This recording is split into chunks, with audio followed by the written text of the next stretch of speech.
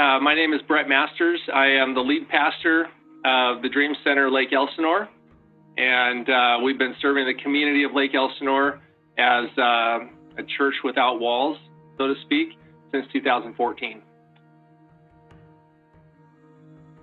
We're definitely a non-traditional expression of the local church, and so we launched with outreach. Usually that's the last thing that a local church rolls out. They usually start with a service. We started by being of service. We have a ministry called Adopt a Block. We go door to door. Our motto is find a need and fill it, find a hurt and heal it. And so it's not rocket science. It's literally bringing the body of Christ out into the community and bringing the church and the love of Christ to people's doorsteps. Every week, we go out on Saturday mornings for a few hours. We start by praying for the community, and then we have several different sites, so designated communities, neighborhoods that have easily identifiable needs. And we have teams that go there consistently week in and week out, as I said, finding and filling needs, building relationship. We often say God moves at the speed of relationship. And so we're looking to connect with the type of people that might not darken the door of a church. The Hope Food Pantry was started in 1990, and my friend was the executive director and asked me to sit on the board. My first or second board meeting, he tendered his resignation. Nobody in the room, self included, was expecting this to happen. And the rest of the board looked at me and said, well, can Dream Center take it on? And so we prayerfully took that into consideration and kind of weighed out the pros and cons, and we concluded that letting a 30-year-old ministry die was not acceptable to us. I don't remember being aware of the issue until early March, and so it was probably the second week in March we showed up to Adopt a Block for our regular weekly prayer time. That was sort of the start, the early onset of social distancing. And so it was this awkwardness of, well, we can't really hug, we can't really high five. At that point, I still thought things can continue as normal.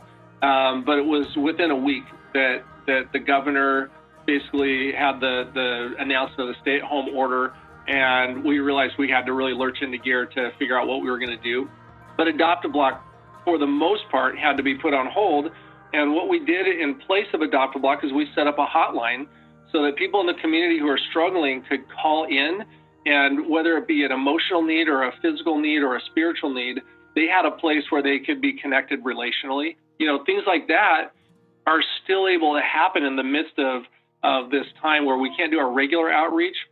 Having the hotline gave us a way to stay connected relationally. That's been one of the biggest things. But I think an even bigger change has been at our food pantry.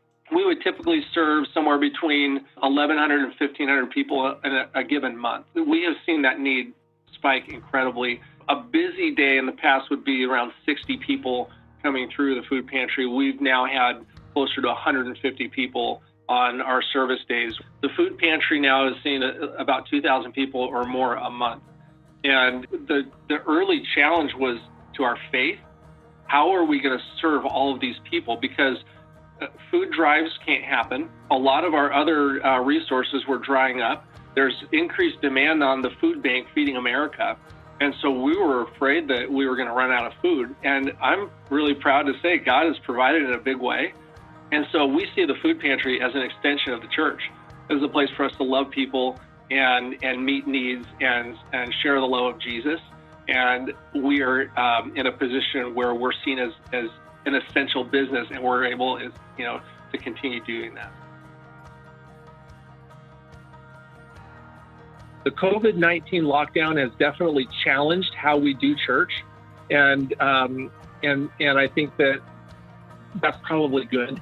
And I think that the more we can think about what does church look like outside of Sunday morning, what does church look like outside of the church building?